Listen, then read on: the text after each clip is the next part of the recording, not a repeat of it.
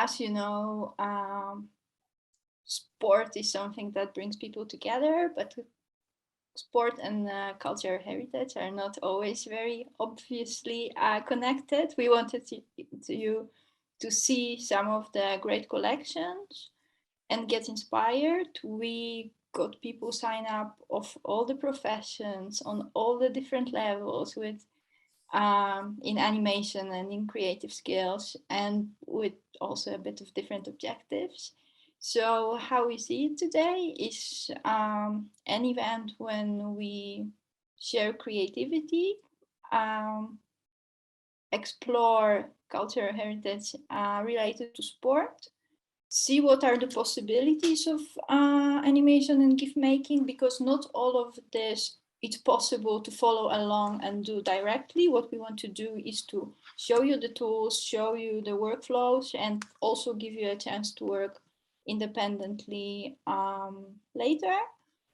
And there will be exercises for different levels. So things that you can do within a couple of seconds with no technical skills, to then a masterclass, which is something that people who want to get a bit of experience with, like graphic editing software, can learn. As we mentioned at the very beginning, all the slide deck will be available for you. Maggie will put it in the chat, and there will be a recording of this meeting available as well. So if you need to rewatch it as working on your GIFs, if you want to share it, this will be possible. We are at 3:33, so I think we can slowly start the official part. Let's kick off formally, as to use a sporting metaphor. So ready, steady, go. Alex, over to you. Yeah, so hello everyone at the Sporting Heritage GIF making workshop. Today is the European Day of Sport for Peace and Development. We thought it's a nice idea to show sport-related cultural heritage collections, but also bring people from, as we see, across the world together to create nice and creative things with sport collections and boost digital skills and also creativity. I am Alexandra Strzowska. I take care of social media at Europeana. I am a senior marketing specialist, and I'm also an organizer of Give It Up, which is a GIF making contest where we ask people to create GIFs from cultural heritage collections. This is a little spin-off of the GIF making activities that we are doing. We thought you would enjoy it. With me are my teammates, Adrian Murphy, who will talk you more about the collections and Europeana Sport project. Maggie Szynkielewska, who will help you with the chat. She's an amazing curator, so also if you have questions about the images, whether you can use it or not, or do you have an image with, she is a great person to help. And there is also Tamara van Hulst, who is helping us with all the technical aspects in Zoom. So a little housekeeping. So it's a webinar, so you are all muted and your video is off, but we want to hear from you. So for everything regarding your work, comments, use the chat. If you have specific questions, use the Q&A. We see some of them introduced yourselves. You can continue introducing yourselves and chatting. We are recording the webinar, so it will be available on Europeana Pro, and we will also share the slide deck. Great, thank you very much, Alex. So my name is Adrian Murphy. I'm one of the digital curators here at Europeana, and I've been working on coordinating our activities around sporting heritage over the past 18 months or so. So I assume many of you already know the Europeana website, a vast and very large collection of cultural heritage objects digitized from all across Europe, with some 50 million plus different objects. A few years ago, we decided to create a subsection of that to highlight sporting heritage and sporting collections. We did this alongside our other collections around around art and fashion and manuscripts. And we thought, as Alex mentioned earlier, that sport was an area of cultural heritage that's often overlooked. And this was a really nice way to highlight that. So in that collection, you'll find around 205,000 objects, and 40,000 of those are openly licensed, so available to be remixed, used, and creatively experimented with in any way that you want, because the license allows for that. Within that collection, you can see the URL here, sport.europeana.eu. You can use our searching function, our browsing function, and the numerous filters we have to help find anything that you might want. This, in effect, is the kind of raw material for the GIF making that you'll hopefully start to do after this workshop. So the reason we did this in part is because we've been running a project for the last 18 months or so, which is called Europeana Sport. And that brings together 9 different partners in 8 countries, in Belgium, France, Hungary, Ireland, Italy, the Netherlands, Romania, Scotland, Spain. And the idea of that was to showcase and celebrate European sporting heritage. The project ran from the beginning of October 2020 to the end of this month, actually, to the end of April 2022. As part of that project, we've been doing a lot of activities to tell stories about sport and sporting heritage. We've published more than 50 blogs and galleries about sporting heritage on our Europeana website. We've held 14 different engagement events across Europe, both online and offline. Some of the online ones were in response, of course, to the pandemic, but we have been lucky enough last year to be able to hold some offline physical real-world events in, for example, Girona, in Amsterdam, in Dublin, in Cluj, and other places. And we've been bringing around 25,000 new sporting heritage collections to Europeana. Now, never fear, I'm not going to talk about all 25,000 or all 205,000 of these collections. For the next few slides, I'm going to give you an introduction to some curated and some examples of different collections from Europeana that you could animate or you could explore. So to start with, in the Netherlands Institute for Sound and Vision, which is effectively the National Audio-Visual Archive for the Netherlands, has shared around 200 plus videos of Dutch sports reports. These are from an organization, a newsreel company called Polygon, which existed from 1919 to 1987. And mostly these focus on the kind of post-World War II period and the 1950s. They're news reports, so they're often their videos accompanied with sound and reports from different sporting activities and sporting events that took place in the country at that time. So you see 2 examples here where we've animated these. So one is a athletics race and the other is a gymnastics display. These are all licensed as being public domain, so they're available and ready for anyone to remix or use as they wish. Staying in the Netherlands, the 1928 Olympic Games were held in Amsterdam, and the NOC-NSF, which is the Dutch Olympic Committee, have shared around 2,000 different photographs and objects from those Olympic Games. These are, again, all licensed as being public domain. And there's a lot of press photographs, as you can see here with some of these images of the sporting events in action, and a very, very animatable, I would think, selection of images. A good tip for this particular set is to use Google Translate if you don't speak Dutch, and that will help you find, for example, if you're looking for a particular sport, if you search for the Dutch word, it will probably help you. You can also use on Europeana, if you get to one of the pages, at the top of every page, you can translate the information that you find into one of many different European languages. So hopefully will help you understand what you're looking at, especially if you don't speak Dutch. Moving along to Scotland, one of our partners in the Europeana Sport Project, the National Library of Scotland, has shared about 100 different books about sport in Scotland.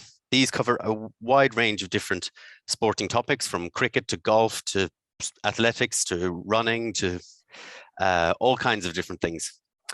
The books are fully scanned, fully formed books, which feature different photographs and illustrations, as you can see from the examples here. There are actually more than 100, but 100 of these are openly licensed as being public domain and available for reuse and animation and other things. Moving along to Italy, the Associazione Culturale Go Tel Go have shared around 1,000 photographs of sport in Italy. These focus often on the early 20th century, and again also have a wide range of different sports, mostly photographic, of teams, of sporting moments. The picture on the left here is from the 1948 Olympic Games held in London, and the person crossing the line is an Italian athlete who was winning one of the 100-meter heats. These images are all licensed as being public domain also, so again, available for remix and reuse. Moving along to a collection shared by the Museum für Kunst und Gewerbe, which is based in Hamburg, in Germany. These are relating to a German photographer called Heinrich Hammon. He was active in the early 20th century and himself was a gymnast. And a lot of his photographs portray athletes in action and in motion. As you can see here, one of them has already been animated by Marek Ziemlis from Latvia. And this was an entry for our GIF It Up competition. And these 400 photographs are licensed as being CC0, Creative Commons 0, so available for remixing as well. Moving along to the Swedish National Museum of Science and Technology, which in Sweden is known as the Tekniska Museet. Here we have 75 different photographs of early exercise equipment. These were equipment invented by a Swedish physician called Gustav Zander. He was alive from 1835 to 1920. And he invented a series of exercises that were carried out by machines. These are effectively early gym technology for anyone who is familiar with gym technology today. This is the sort of historical origins of those. They look a little bit comical at times, but I'm sure they must have had an important medical purpose and are very much good for animating. Moving along to a British photographer or English photographer called Edward Muybridge. There are around 250 photographs by him from a number of different organizations, primarily the Wellcome Collection in London and the Rijksmuseum in Amsterdam. Muybridge was a photographer who was alive from 1830 to 1904, and he made a lot of motion studies of people and animals in movement. These are very much really appropriate to remix because they show every movement in a sequence, as you can see in the example on the right here. I will give you a little warning if you are doing something with children, for example. A lot of his subjects that he photographed are naked, so you might want to just check before you start to show these to anyone who might be surprised by naked people. On our website, though, on the Europeana website, you can find huge ranges of different sports. So here are some links to assorted sport collections relating to cycling, golf, or skiing, one of which, the skiing one, was also animated already as an entry for GIF It Up by Kristina in Latvia. And really, when you go to our website, you can search any number of different sports, and you should find some collections that are openly licensed and available to remix. And finally, there's much more on Europeana. As part of the project I mentioned, the Europeana Sport project, we've been gathering and collecting stories from people all across Europe. So there are around 300 different sports stories where people have shared their stories, their family stories, and some vintage imagery and modern imagery. Some of those are available with licenses that allow you to remix them. It's a good moment to maybe think about as well whose photographs you are doing, you're remixing, what animation you're adding here, and what are the kind of maybe ethical implications of doing that. Nonetheless, on our on the second link here, europeana.eu/sport, you can find galleries, blogs, and exhibitions about a wide range of different sports and topics. And within those, many of the images will be openly licensed. Every image on our site has a license attached to it, and you'll be able to see that by clicking on the little white I button in the bottom right-hand corner. And finally, we have our collections, as I introduced at the beginning, and the links here show you all those that are openly licensed and everything else under sport.europeana.eu. So, Alex, I can see there's maybe some questions about in the chat. Or no, maybe these are just Maggie sharing the links. So, Alex, over to you.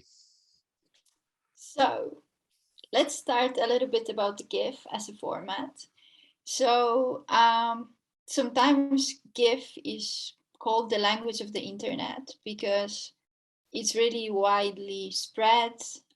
People use it in many different situations, in many apps across the website, and it's something that in a way we use to reinforce our discussions, to show emotions, to illustrate important moments either from our private life or history.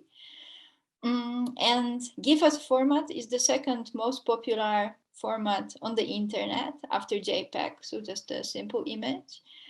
It was the word of the year in 2012, which now seems already quite long ago if you think about the internet history, but it's still being in use while it exists for over 30 years.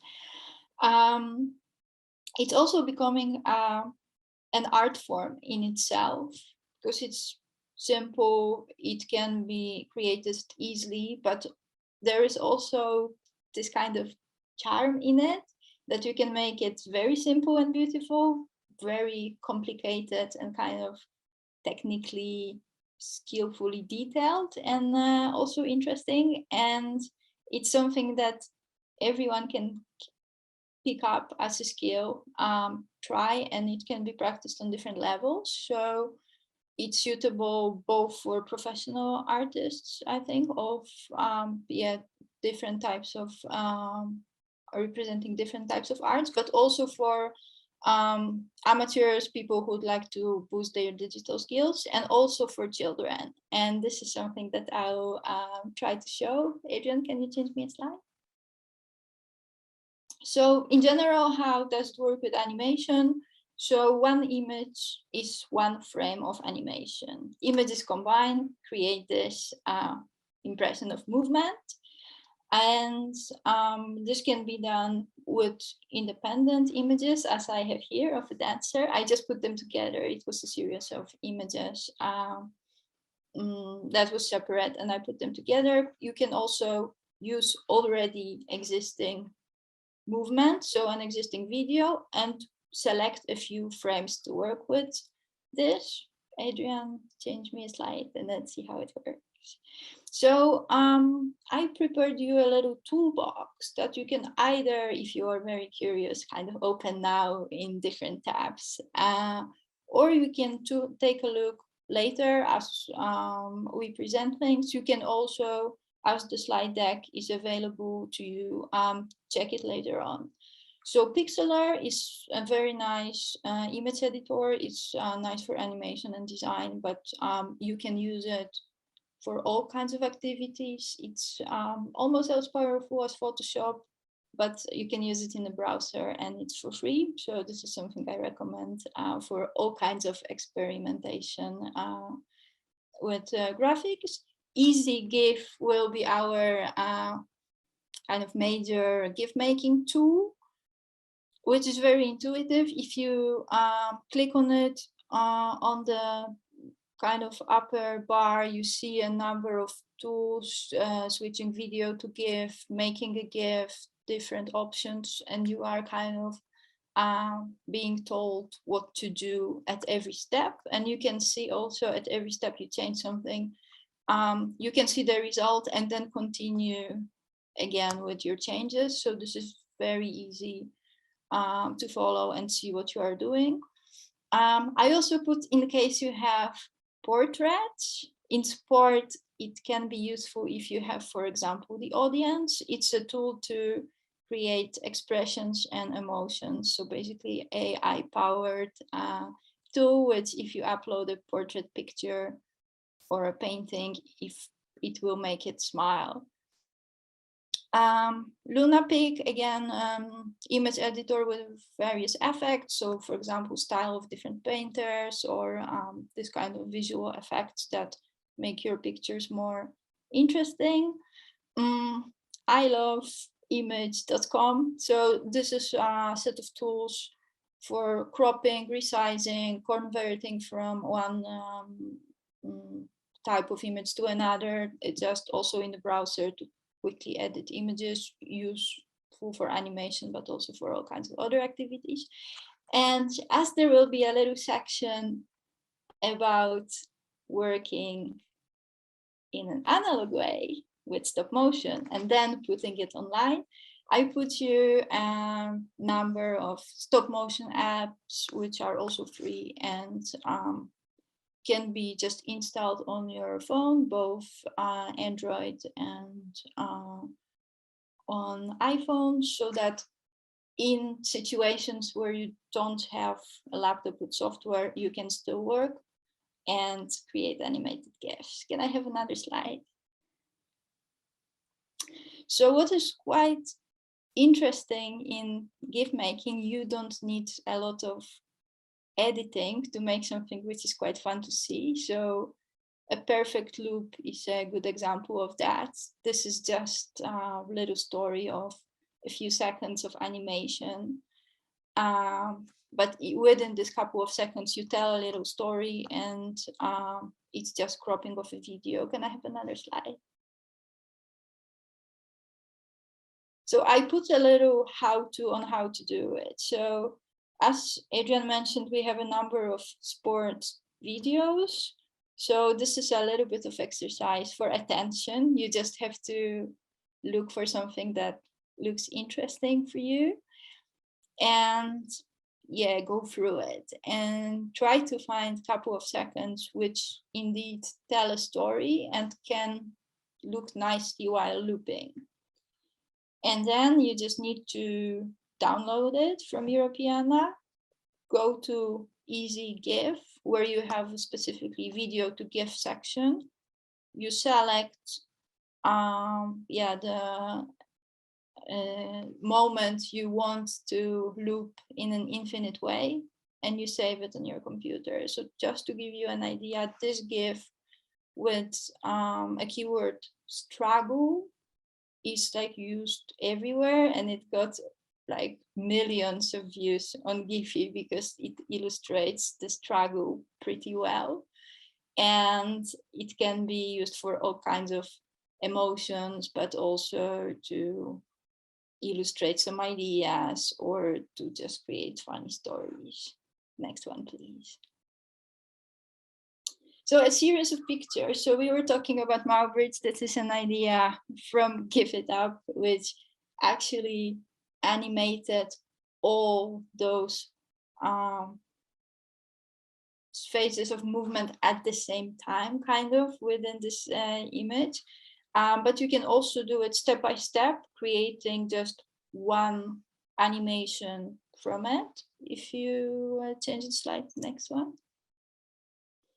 So to do it, as you saw on the Adrian's slide previously, these are images showing 8 to 16 different images. What you have to do is to crop them. So you crop all the individual images and save them with a number. So from 1 to 8 or 1 to 16, just to have the order in place.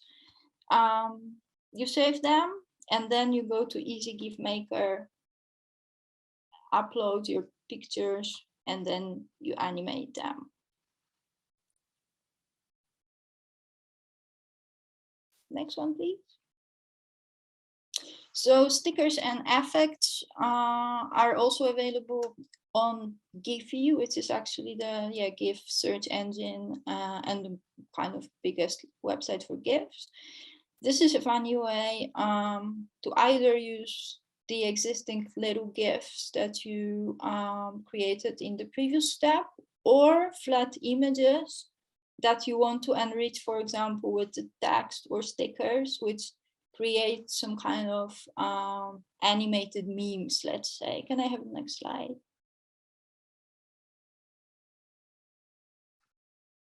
So with this is an example of a meme using this GIF of 2 frames, a little meme text, and then a sticker of a ball, which was already on Giphy.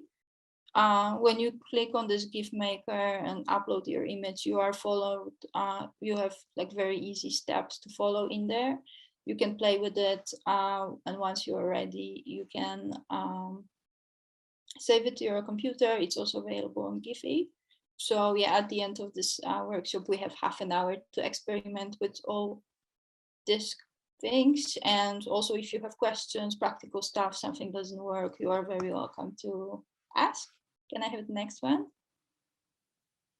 And this is something we will not train in the last half an hour because it's stop motion. You do it outside of your computer screen. Actually, it's on the paper.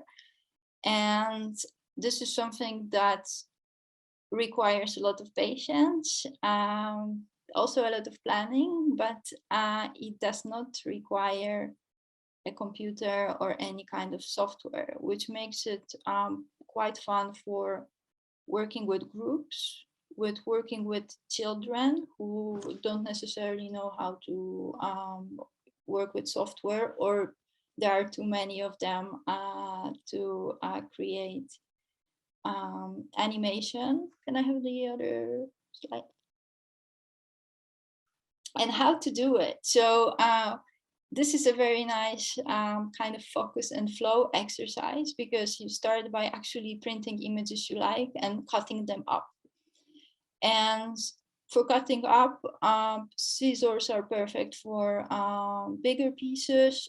For like really small details, it's good to use a scalpel. So this is also something to keep in mind when working with children, that they might need help. You can choose different images, different sizes from different sources, because what makes it quite fun and special, it's kind of collaging and mixing different elements, which are not necessarily your kind of usual choices for sports, but can be like invented imaginary sports. So after cutting up the parts, it's good to install one of the stop motion apps. It's also possible to do it without an app, but with the idea that you need to take a number of pictures that are kind of something which has to stay in one place. It's good to have an app because you can see kind of a shadow of the previous picture when working on it. So you can place a paper sheet as a background. It can be either a plain background, just a normal sheet, or you can also find a painting with landscape on Europeana or an interior, and also play with that. You need to shoot from above. So something to put your phone higher, so a staple of books, or if you have a tripod, is perfect for that. It is possible, if you are very keen, to indeed hold the camera and take a picture, but it's more difficult to keep the animation precise. And as I said, the workflow is you place your characters, take a photo, move characters, take a photo using an app. can automate the picture taking and moving process. So for example, you take a photo, then you have 10 seconds time to move your characters, and then the other photos are just taken automatically every 10 seconds, every 2 seconds, depending how fast you are. If you could show the next slide. So yeah, this is an idea. This is an example of an animated GIF of people training on kind of balance balls, which are a sun and the moon.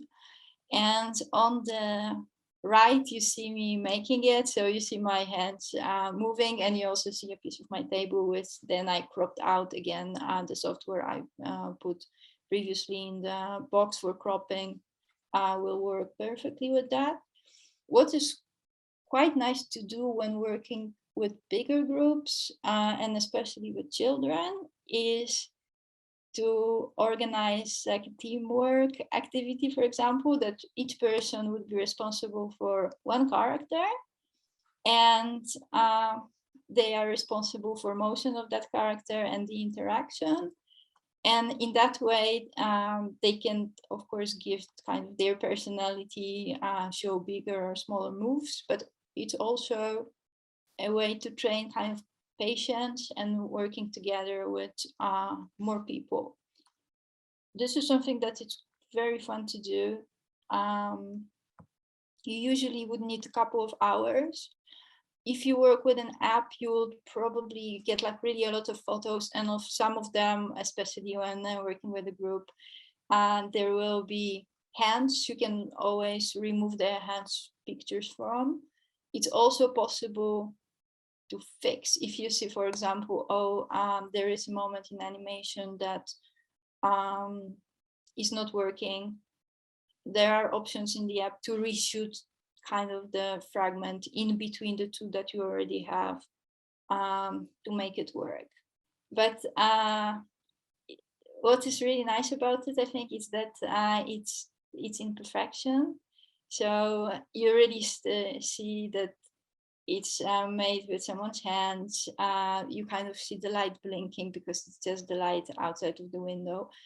It is, as a professional artist, possible to control the lightening, to really control the movement, to kind of mark the space you are working on, to really make it very smooth.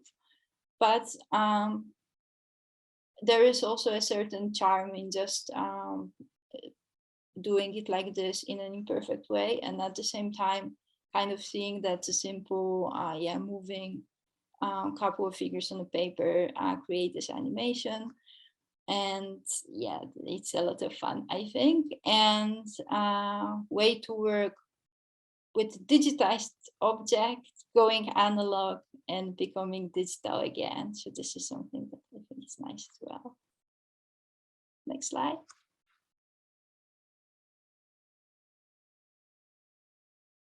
So this was a little warm up, like in a sports training. But we have a masterclass for you, and this will be run by Nick J. Cave, who is a professional animator. He's interested in animating archival pictures, so exactly stuff like Europeana offers, and to commemorate important events from the history, to comment on the world, and to create little funny stories of 6 seconds. That's why his social media accounts with his work is called 6 Second History. So he will teach you how to use Pixlr, which is an online editor. It's basic and advanced versions, which are both in the browser. In the next slide, or when you check in the deck, there is also a little introduction where Nick explains how he searches for images on Europeana and how he saves them in the gallery. This is something that you can take a look later. and see for yourself, also maybe start with your own gallery to collect your images. So this tutorial will start with already an image selected, and this is the one that is linked in the slide deck.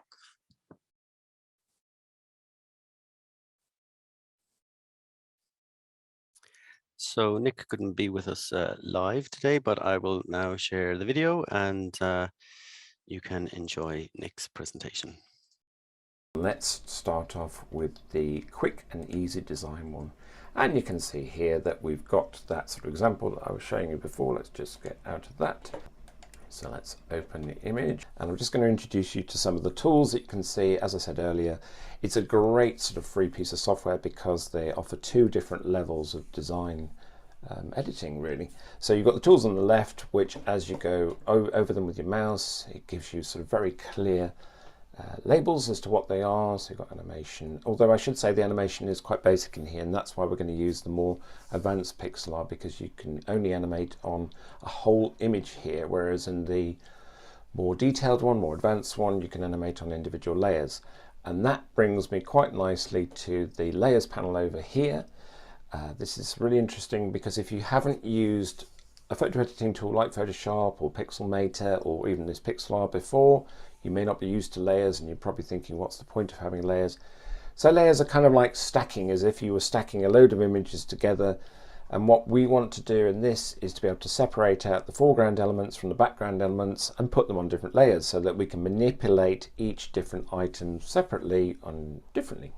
So you've got the downhill skier here in the foreground, and you've got the two back skiers, and then you've got the background. So you've got these three little dots on the layers, and that can give me names. I've got things like unlocked, locked, visible, hidden, and I can do things like duplicate, which will come in very handy earlier on. I should say, if you've done anything wrong, you've also got like an undo button, and you may be familiar with it, but you can also do Control Z or Command Z on a Mac, and that will undo what you've just done. So if you do make mistakes, don't worry. And it's always saving a different version in your cache all the time. So if I was to go out of this now, you can see here that it's saying active. And of course you can save the whole thing, even if you're not logged in, as a Pixlr folder, a project file. So let's go back into here, and we've got a cropping tool on the left hand side here. And the reason I want to crop is because at the moment we've got some extraneous information here which we don't want. We've got these borders, and all I want is a nice clean picture to be able to work on. So let's go into cropping tool, and you can see here that instantly I've got a dialog box on the left hand side. It tells me the width, it tells me what I can do with the cropping, whether I want to flip it, rotate it. For the moment I just want to be able to grab the handles here that you can see on the outside. So I'm going to use the bottom one, just push it up with the mouse, and then on the right hand side just move it across there, and on the top one just move it down, and I could I could press enter on my keyboard, or I'm just going to do apply. And there you go. You've now got a image, and let's just go back to the crop to see what size it is. So it's saying 346 by 499, that's your cropped image. And we want to be able to work on this. So I'm going to go into the layers. What I like to do is I always like to keep one that I haven't worked on, just as a backup, just as my original. And I'm going to keep it as original. I'm just going to rename it. I can't spell original. There we go. Just enter. And then I'm going to use the three little dots again. And I'm going to use this little plus where it says duplicate layer. And this is what I love about this basic one. If you're not sure what these symbols are, it's very clear. It gives you very clear labels as to what they are. So let's duplicate the layer. And then the bottom layer, I don't want to be able to use at the moment. I don't want to see it, really don't want it to get in the way, but I do want to have it there just in case I make any mistakes. So let's go into this layer, and this is called original. I don't want it to be visible. And let's just lock it if it's not already locked. I think it is locked there. This one, as you can see now, is the active one because it's got the blue border around it. And also you can see in the actual picture, it's got sort of handles around it, which gives me the ability to turn it and to move it. And I just want to call this something slightly different. So let's call this background. And then I want to be able to also edit you know the foreground from the background. So let's just do a copy of this again. And this time I'm going to call this, let's call this front skier.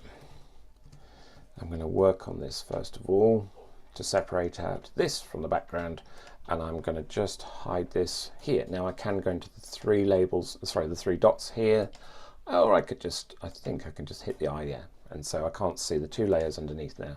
You'll notice that the layers are slightly less opacity, which means I'm actually working on the active layer at the top, and the two underneath, when I'm doing this layer, shouldn't be showing through, because I don't want them to be showing through, because I want to work exclusively on this layer for the moment, and then to go back to the other layers to work on those layers, if that makes sense. Right, so what's on the left here? So at the moment I've got a toolbar. Now I could just from here go to say cutout. I've got different options, or I can go onto the left hand side. It's up to you what you do.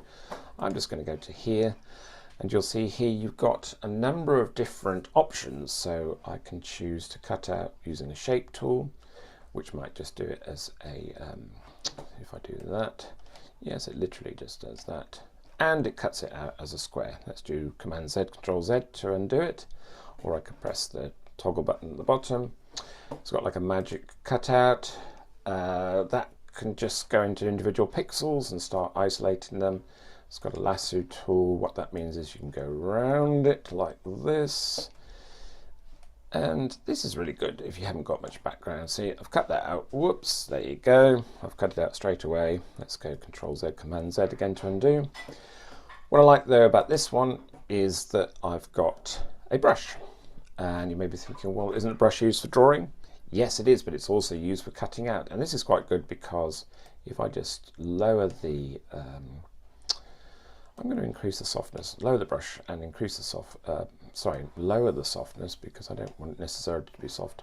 Now, when I start brushing, because I've got it on the remove thing here, it's going to, wherever I brush, just take it out. And it's really good. And I say, if you make a mistake, you can do undo, and you can change your brush size along the way. You don't have to stick at 26 pixels, which I've got. I'm kind of just going to do this rough and ready, but you might want to do it much more precisely. I quite like this because it saves a lot of time later on, because if you do the lasso tool, you've then got to sort of get rid of the snow behind, all that kind of stuff, whereas this you can go straight away and just go into this kind of stuff. Whoops, and I made a mistake there, you can see. The other thing I should say is on my mouse, I've got a scroll wheel on the mouse. I've attached a mouse to this MacBook, and I can use the scroll wheel to zoom in and out, which is really handy. And I might just want to move the size up. You can play around with this, it's really just up to you. And you can see here that there's a little bit of red there. I haven't cut that out, I missed some of this. That might be too big. But as I say, just have a little play around with this to get the sizing that you want for different parts of it. As I say, I'm just doing this rough and ready because when you're actually doing the animation, you won't notice if there's a little bit of the white snow so much. You don't have to be like, it's not as if you're doing a portrait shot where you need everything really precise. You know, if you're cutting out, say, a face for use in another program or something, you don't want any background at all, whereas this is not too bad if you just got a little bit of white around it. And as I say, I'm just going smoothly around here and just doing this. And you might be thinking, well, what are you doing? Because you're cutting him out and there's no figure now. Yes, that's true, but there's a little trick that you can do here. So you can see that he's cut out and the rest of the picture is showing, but I've done this little thing where I've removed him. But if I now invert him, you can see there, it's got just the downhill skiers showing. This is probably the hardest bit when you're doing any sort of animated GIF work, is separating out the foregrounds from the backgrounds, cleaning it up, and just making sure that you've got all your elements as individual elements to work on. Yeah, I think I'll do. And now I've got, you can see here, I've just got that isolated from the rest of the pictures. So let's not work on that anymore. What we want to do is do the same thing with the two background skiers. So I've got a full one here which wasn't showing. Let's full, and you can see instantly here that it doesn't look as if there's any difference. That's because you've got your top layer here over the bottom layer, which has still got all the full elements in. So it's difficult to see unless you actually turn this off like that. So you can sort of toggle between the two. I'm just going to duplicate again, and this time, oops, I should have kept the 3 dots open. I'm going to call it back left skier. So I've just sped up this clip because the process of cutting out the other 2 items is pretty much the same as it was before. One problem though is because if I put this one on, which is the background, and even if I turn these off, I've still got, see there, these are all off, but I've still got this as a whole picture. And so what I want to be able to do is have the background that just looks like snow. I want to remove all of these characters and have that as a separate background picture. So what I can use here is I can use a tool called a Retouch Tool.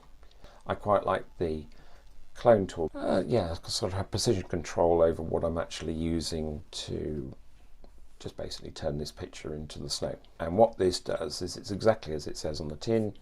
It just clones different areas of the pictures and paints over other pictures with that source. And what I mean by this is if I choose an area like this, you can see instantly it went to source, which I'm just doing on the left hand side of the picture, and then it goes straight to paint. And as if I paint now, you can see as I'm doing it, it's kind of moving the left target around a little bit. And again, you can do, you know, undo, redo, whatever. I can go back to source. I think there's a quick way of doing this so I don't have to keep pressing the buttons. I think if I press, if I press my shift on my keyboard, I can change between paint and source, which is really handy because I'll be doing this a lot. You know, I might want to do the source here, then go into paint. There we go. And again, this is the time. This is where the time is taken to do all your pictures. It's basically the cutting out, making sure that all your backgrounds are okay. So go back to source, and yeah, I can just do that. And you can see it's starting to come together now. And I'm removing all the different elements. Just starting with this skier. And it's got a nice little finish now. It looks as if the hillside is just merging into the rest of the hill, if that makes sense. And it should do because you're using the source from the hill. So let's go into this. Oops, I was too close to his leg then, so do not worry, just go back a bit. I just don't undo using my control. Well, I use Command Z, I'm on a Mac, but you can do Control Z if you're on a PC, or you could just do undo there. So just pressing my shift button on my keyboard to go to source, clicking down with my mouse, lifting up, it goes to paint. And after a while, initially, it's a bit like when you first drive a car, you can't get used to the controls, but after a while it becomes sort of second nature and you just do it automatically. And you can see here, nice little finish. Yep, starting to build up a real snowy background now. There we go. And I'm going to do the 2 at the top as well. So again, I sped this section up because it's basically just using the clone tool and going through and just removing the different elements of the background, but it's good to just take your time and do it carefully. So now we've got a background, which is here with the snow. We've got the, if we start turning these on one by one, we've got your back right skier, you've got your back left skier, and we've got the foreground elements. It might be useful to save it. You can save it in a number of different formats. It's really nice because you can save it as a JPEG, a PNG, or PXZ is the file format of the Pixlr. And it's a bit like having an original file for, say, Photoshop or any other photo editing. It keeps all the layers, so you can save as something if you want. I'm not going to at the moment because I've got a copy that I could use, sorry, if I needed to revert back to one that I saved before. But this is where we now need to go on to the next stage of the editing process. And for this, we're going to go back into Pixlr. But I need to go into the home page here and start work on the advanced photo editor. Let's start off. So that's the end of that video, and we're going to go on to Nick's next video, which will look at the advanced editor, as Nick said. So I will close this one and start a second one.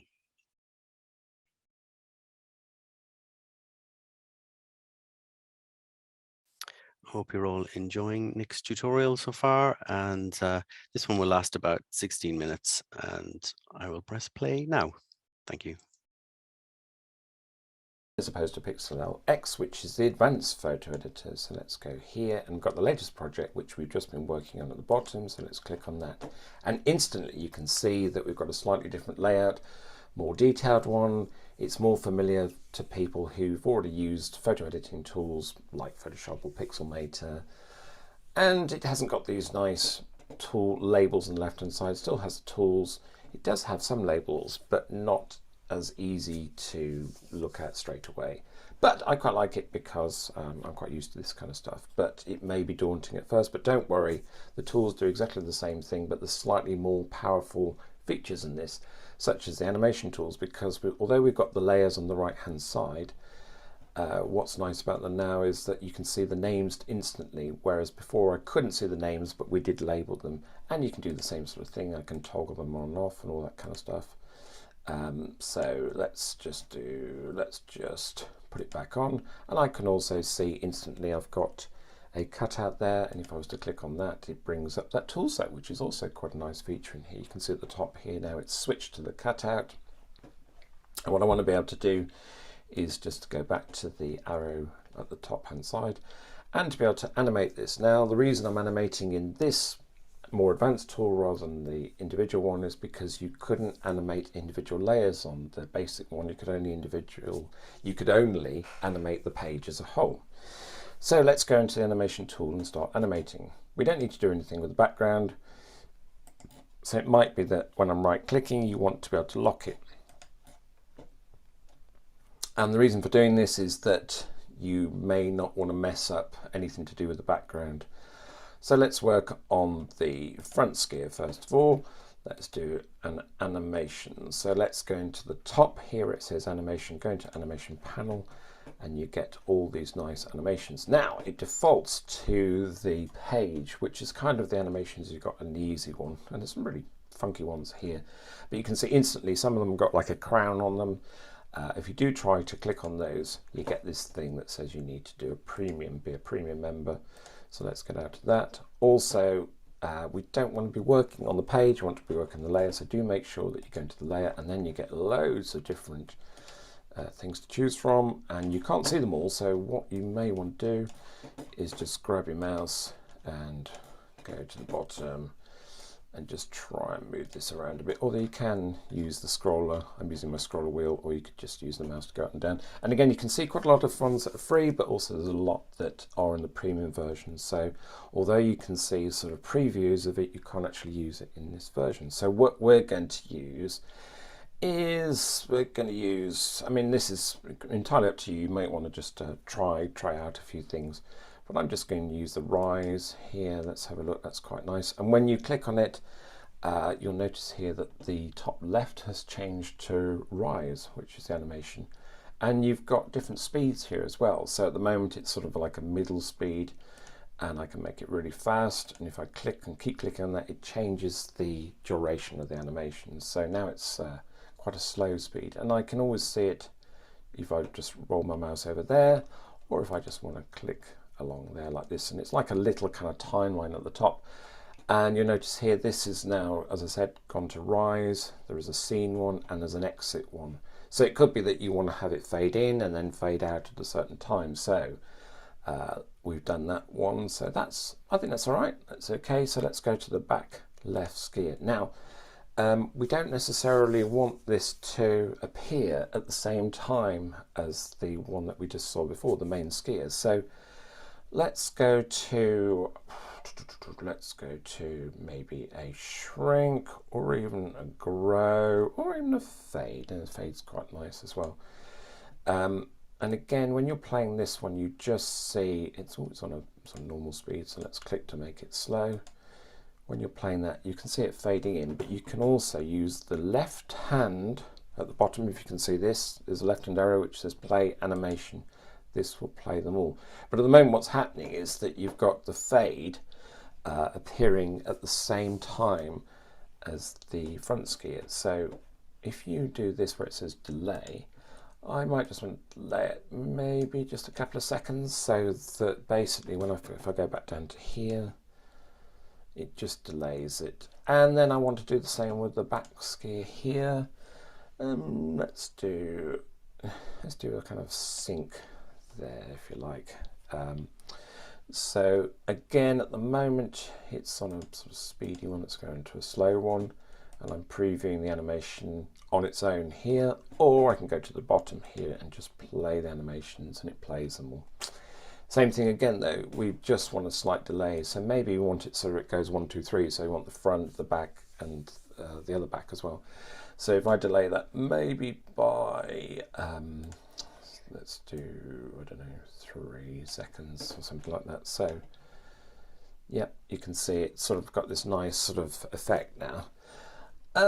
But we might want to add some extra bits in here, because at the moment we've got this, it's still a nice little animation, but you can't do things like have the guy coming down the mountain, because these sort of animations are a bit like PowerPoint. They've got grow and they've got sync and they've got slot and all that kind of stuff. What about if we introduce some snow? And we can do that just by, if we go to the plus at the bottom here, it says like a image or frame, shape or text. Let's go to empty, and let's go to the top of the stack. And all I did there is I put my mouse and press down on my mouse, and then I can grab it and move it to the different layers. So I can move it under there, I can put it over there, and it's really handy because it's, like I said, it's a sort of stack. And if I right click on my mouse, then I can name it. So let's just call this Snowfall, and we do want it visible, so now it's changed it to that. And let's go to a draw brush. Yes, let's do that. And it sort of defaults to this sort of brush here. If you click on the brush here, we can get a range of different brushes. I want to go to some little stars like that. And I want to drag it down here to about, I don't know, something like that. You can play around with it yourself, maybe even smaller actually, just because we don't want it too big. Don't worry about these steps too much. That's handy if you want to draw a load of them at the same time, and I'll demonstrate that now. So if I go like this, that would be really good if I just want to draw a lot of them at the same time. Let's do Command Z, Control Z, depending on what you've got. But I just want to put some dotted around there, and see, and then I'm just going to make the brush a little bit bigger. And again, this is personal preference. You can play around with this. You don't even have to use the star if you don't want. I'm just using it because it creates this nice effect. Like that. And it's a bit dominating at the moment, and I'll tell you what you can do about that in a minute. And let's maybe make a really small one, and just put some in, just to give it a bit of variety really. Here we go, and it may be a bit too many. It looks quite crowded at the moment, but don't worry, you can change that as well. The other thing you can do is it does look as if it's overwhelming the scene a little bit, because they're strong white and all that. So if you right click on the image, we could maybe just drop the opacity to, I don't know, something like 60. It's up to you again, personal preference, and then it's not so bad. If we go to, oh yes, if you go to the arrow tool, you can now see that you've got it as a group, and you can move it around a little bit if you want. You don't have to have it where I had it. That's quite nice. So you can put it there. And we just want to be able to animate the snowfall coming in as well. So this will probably start from the beginning. Let's go back to our animation tool and see what we've got. So again, it automatically defaults to the page. Go to the layer, and I'm going to go to something called, because I played around with these before, slot. And what it's doing is, you can see here, let's do it slow. It is going from right to left at the moment. I think it defaults to that. Don't want that, so if I click on the arrow, it changes it to up, to the left to right, and then finally, there we go. That's quite nice, isn't it? So now if we press that to preview it, we can see that's coming in there. Let's just see what this looks like as a whole. So if we go down to the bottom of the page, play the animation using this arrow tool here. Yeah, that's quite good. Although what I'd like the snow to do is, as it's coming down and it's finishing its cycle, I just want it to kind of fade out then. So how do I do that? Well, let's go into the snowfall, right click again, have a look to see, make sure it's all right. So I don't need to right click, I need to go to the animation panel. Sometimes I forget what I'm doing myself. Make sure that rather than being a slot there, you go to the exit, and you can see at the moment there's no animation. I just want it to fade. So let's see what it does. It's going a bit quick now, so let's slow it down. The other thing is I may not want the fade to happen straight away after the initial animations happen, so let's go into delay, maybe just put about 0.3 seconds. Let's see what that looks like. Yeah, that's quite nice, that's quite nice. So now if we just go out of that, we play the animation again. There we go, we've got a nice animation going on. And if it was a sort of social media thing, what you might want as well is you might want something to say what it is, you know, if you're advertising, say, an event or something. So we've got this layer here. If I do plus here from the bottom and I go to text, it's immediately put a piece of text in. If I highlight that and I just type in winter sports, it changes the text like that, and it seems to be defaulting to white because I've got white on here at the moment on the left hand side. Don't necessarily want that. Let's move this up a bit, and also I want the snowfall to come underneath it. So again, I'm just going to click on the layer with my mouse on my left hand side of my mouse and just drag it underneath there. I also don't want that picture, so sorry, I don't want that color. So let's see. Oh look, on the left hand side near the bottom there's this sort of square which is sort of looks like a bit of a gradient, and as soon as I roll over it tells me I've got a gradient. So let's change this to I think I have to let's go back and change it to, this is where, yes, fill, sorry, getting confused myself with the different tools. Let's go to the top here. Yeah, sorry, gradient can be for other things, but with the text one, let me go back again and show you how I did that, because I sometimes get confused myself. If you're outside the layer and you want to go into the layer to edit the individual text, at the moment you can just see I've got all the things like position, whoops, not that one. Just make sure I'm doing, as I go back sometimes it's changing the layer because I move the layers as well, so be careful of that. Yeah, I need to go into the text tool here to be able to change the color, the size, all that kind of stuff. So I'm quite happy with the size, but I could make it bigger or smaller, that kind of stuff. 38's all right, 40's all right. If I want to go to the fill, I've got these options now of color, gradient patterns. Let's go to gradient, and I'm just going to choose a gradient blue like that. And I'm going to go back to here, and I want to animate this as well, but this time I want it to, let's go to layer here. Let's go to grow, I think, because that's quite good. Maybe make that just a normal speed. Let's see what it's doing at the moment. Let's see how it works with all the rest of them. Yeah, that's quite good. But on the exit, I probably want this to disappear, or maybe just shrink actually. Let's do it to shrink. And let's see what it does now. So it goes up. Ooh, that's a bit quick, isn't it? So let's do that one quite slow. And again, let's put a slight delay in there. 5 seconds, is that going to be too much? Let's have a look. Yeah, maybe just, you can play around with these. I mean, all these sort of precision editing is really good. But it does take time to just get something that you're happy with. Even that is, I think it needs just to be, let's go back to that, just maybe even just 0.2 seconds. You don't have to do it hardly at all. Yeah, maybe, just maybe. I'm only doing this to show you the different effects that can be created just by the different delays. Yep, quite like that. That's all right, I think. So now we've got a animation that can be turned into a little GIF, and that's all right, I think, for a social media post. So I said before that we could do save, and the other one, it was fairly obvious. We had a save and we had a close button at the bottom. Here you need to go to File, and we go to Save. And again, you've got the different options that you had before, but I think the difference is now we only had images before, whereas here we've got animation as well. We want the animated GIF, and I want the loop animation, and I want that to have the same size as it is now. Let's make it the same speed as well, and then we can just save as something.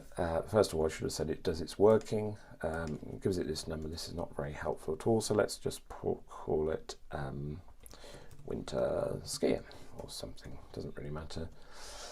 Apply that, and again, sorry, the advert comes up, a bit annoying, let's get rid of that. But it's gone into my downloads folder now, so let's go into, you can see it there if I open my downloads, and I can see, yep, there we go.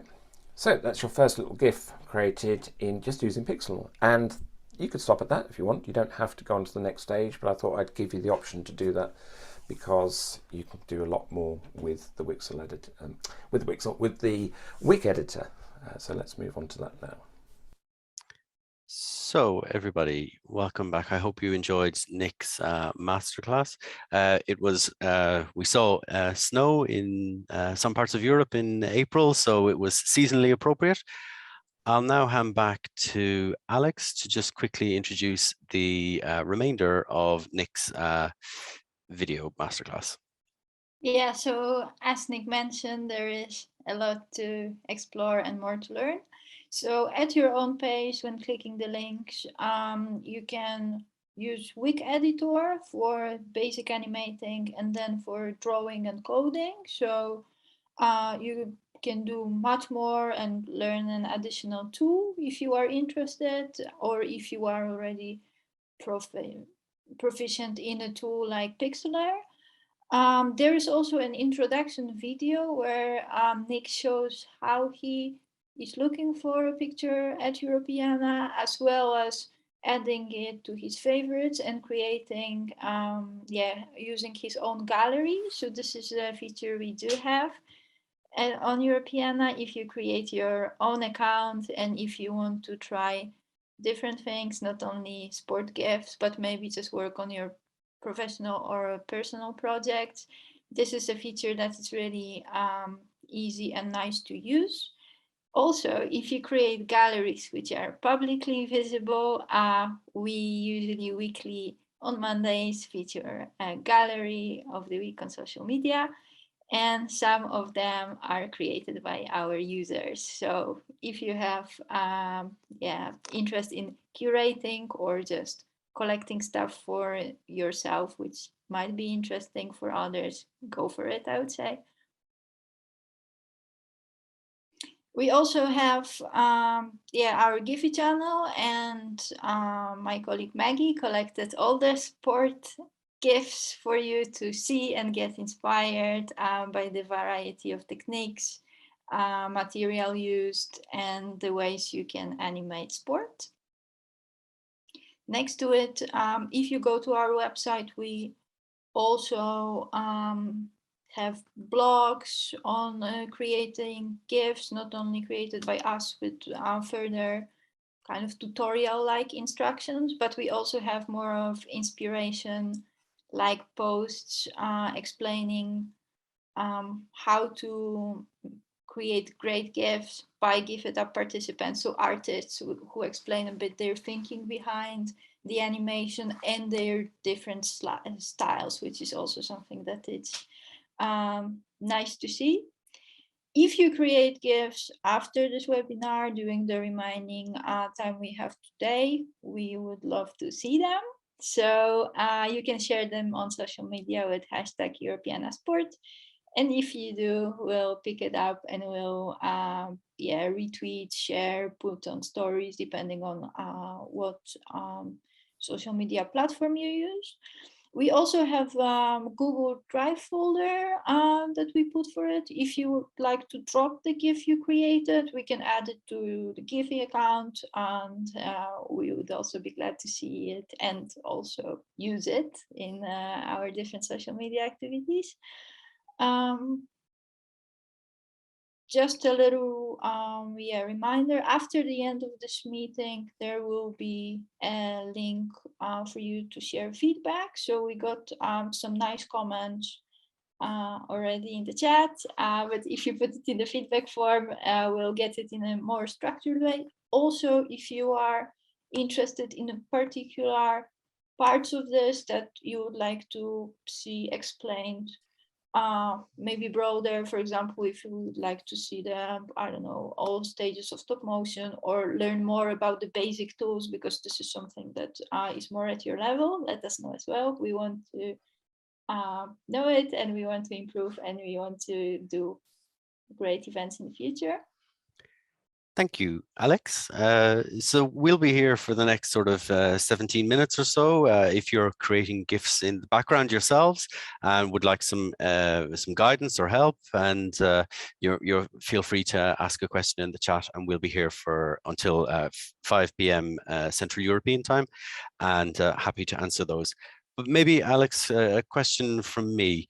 Nick's masterclass was indeed that, a masterclass, a really a good way to make a great GIF like he did. But we saw in the chat earlier that somebody said that they'd never made a GIF before. And so what kind of advice, as our GIF It Up leader, what advice would you give to someone, with some top tips maybe, who's never made a GIF before? As we are in the sport gift making event, I would say that it's a little bit like with starting a new sport, that you are sitting on the couch and you have to make this first step. And then, of course, at the beginning, there are new tools. You have to click on stuff. You don't know if the file's open. And there is quite a lot to take and to explore. And as it's digital, yeah, it takes time. And I would say take the time, but also use the material that you enjoy. Because if you see, we heard from Ivan in chat, there are nice retro vibes. I think this will, having a chance to work with this kind of material animated, will give animation motivation for animating it. And over time, as you grow your skills, because this is what happens with practice, both in sports and in creativity, you will enjoy more. You will be able to pick up the tools and different ways of animating faster. And maybe as an educator, if you work in a museum as well, to teach the others. And this is something that I think it's really nice, doing kind of creative work without only being a professional, because everyone at some point can start. You only need a little bit of guidance and a little bit of time. So I recommend, instead of Netflix, take 1 hour for digging in the collections, animating, and it will pay off. And I think sites like the ones you shared earlier, like the Giphy GIF Maker tool and the Easy GIF Maker, really do make making GIFs easy. The name pretty much says it. And certainly for me, as someone who isn't by any means an animator, I've found it very easy to make GIFs with those kind of sites. Yeah, they are pretty low threshold. But what is important to say, we in GIF It Up had entries only using a couple of stickers, which were so creative just because of the selection of the material and kind of the idea behind it, that I wouldn't say, oh, you need to be very advanced to do something that is excellent. It's actually quite the opposite. You can just do something that looks like it's quite basic, but it's really inspiring and creative just because of the idea behind. The technical skills are not everything. Creative skills are important. Absolutely. So we have somebody who has their hand up. I'm afraid your name is in Greek, so unfortunately I can't read it, but I will click allow to talk. And if you wish to ask a question, please feel free to do so.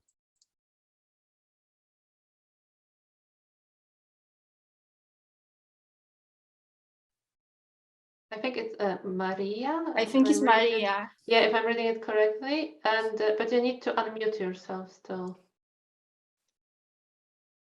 in order to ask the question.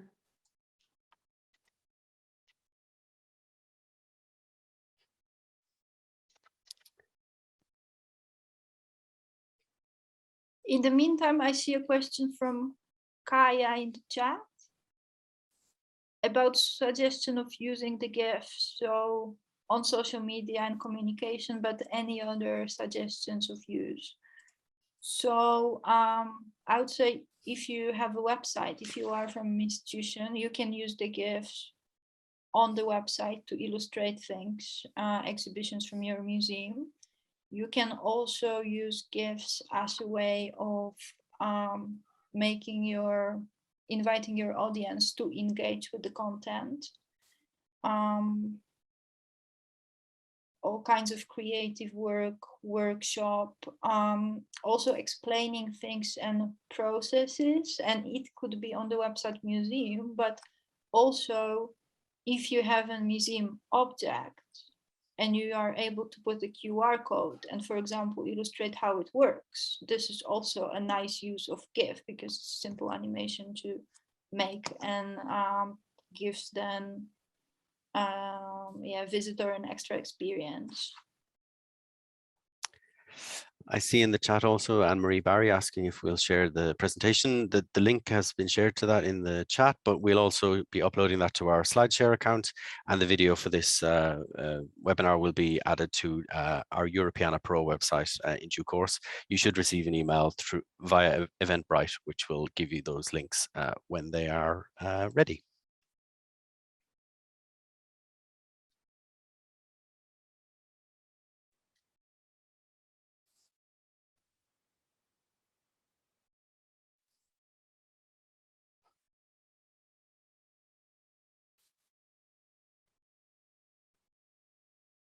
Yes, totally agree about using GIFs when working with students and youth. Actually, in Give It Up contest, which is yearly in October, we have a special category for students and youth, and seeing how young people can work digitally and how great they are in creating content. I think last year we received great gifts from like 12 years old.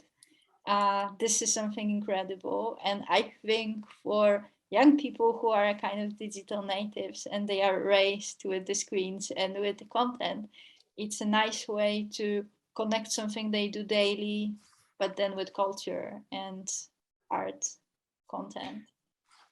Particularly appropriate this year. 2022 is the European Year of Youth, so hopefully in Give It Up this year we'll also have a youth category. Yes, it will. And for everyone attending this webinar who is a educator, either museum educator or school teacher, we really recommend trying to work with GIFs with your students and pupils. And we have all these materials available for you, so you can teach yourself and then teach them.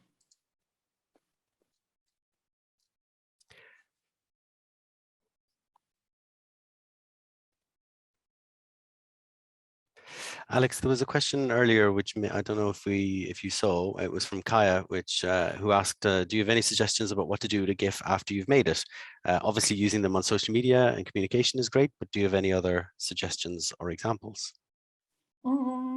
The website, I would say as with a QR code next to the museum item, if it's possible, for example, to see the additional animation.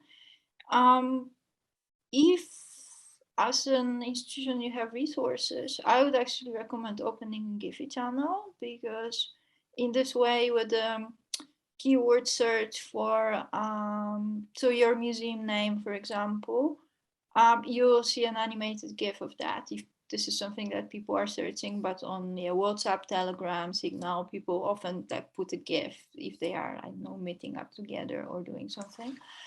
And as well, the keywords which are kind of descriptive or show the emotions that the GIF you are showing kind of creates. Like this, it can create quite a bit of visibility for the content. And Giphy also has a functionality to add a link. So you can then link back to the museum website so that, yeah, if people see you on Giphy, they can click through. And of course, there's one very obvious thing you could do, which is if it comes from Europeana, enter it to GIF it up or one of our partners. Maybe you can say a little bit about our GIF it up partners. Yeah, so GIF it up partners are websites similar to Europeana, so giving access to cultural heritage content from across the world. So we have Digital Public Library of America, we have Digital New Zealand, Trophy in Australia, and also Japan Search, which is a website giving access to content from Japanese museums.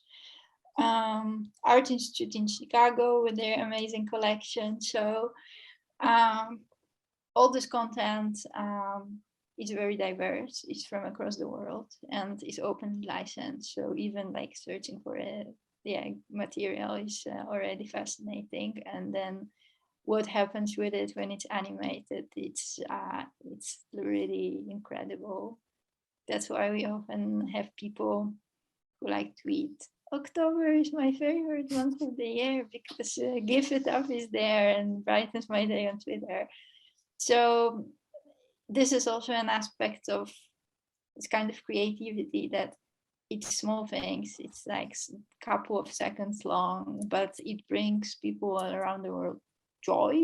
And at the same time, creating a GIF is probably the longest exposure to art and culture you can get in the current world, because in a physical museum, you watch, even if you read the description of an image a couple of minutes. If you work and on your GIF it up entry, it will be hours. For someone who is very precise and really tells a very specific story, it could be even days.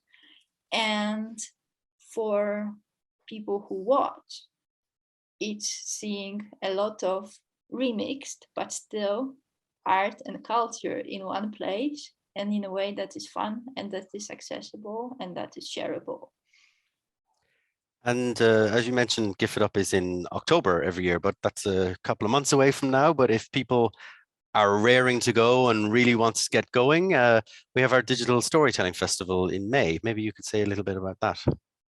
Yeah, so GIF it up is about making animated GIFs. Digital Storytelling Festival is about showing that cultural heritage collections are not only data sets, images that you click through, but that there are a lot of stories to be told hidden in there. And we invite cultural enthusiasts, but also cultural heritage professionals, students, so everyone working with the students, tell your students, to tell the story. So it can be narrative, different social media formats, so specific for the platforms. And also, video GIFs are of course allowed as well as a form of storytelling. What is interesting, if everyone at the webinar interested in building skills, the festival starts with a 2-day opening gala, which will be on the 10th and 11th of May. And during those 2 days, there will be a chance to attend various sessions where you can learn practical skills, but also get inspired by different projects and storytellers from across the world. So together with an update from this GIF making workshop that you'll receive from us for Eventbrite afterwards, we'll also put a link to Digital Storytelling Festival and also to Give It Up, so that you can make GIFs and stories all year, and there is always a way to show them and be proud of yourself. Great, thank you, Alex. I think we're at 16:56 right now. Oh, we just have one last question from Sabina. Can you share a list of your favorite or richest cultural heritage websites around the world with accessible material after the webinar? Yes, so there will be a link to Give It Up website, which has a curated selection, openly licensed collection, and Digital Storytelling Festival also has a resource page with a number of collections, and they are divided by themes. So there is on environment, women's rights, everyday objects, local history. So I think, Sabina, we are able to provide the list that you need. And indeed, the Give It Up partners that you mentioned earlier are really good examples of that. So if you look at gifitup.net, there's links there to all of their websites. So I think we're now at 16:57 in Central European time, and we can probably bring this event to a close. Just seeing one last chat. It's a thank you. Okay. So thank you very much, Alex and Maggie, Alex for your presentations and showing everyone how to get started with GIFs. And Maggie, of course, for moderating the chat, and our colleagues Gina and Tamara in the background, making sure the event ran smoothly. I hope you were all really inspired by the talks, and as we've said, the presentation and video will be available later. Thank you all for the nice comments as well that were in the chat. Alex, is there anything else you'd like to add? I would say explore the collections and try your skills, and we hope to see your entries either at the Digital Storytelling Festival or Give It Up. Thank you very much for joining.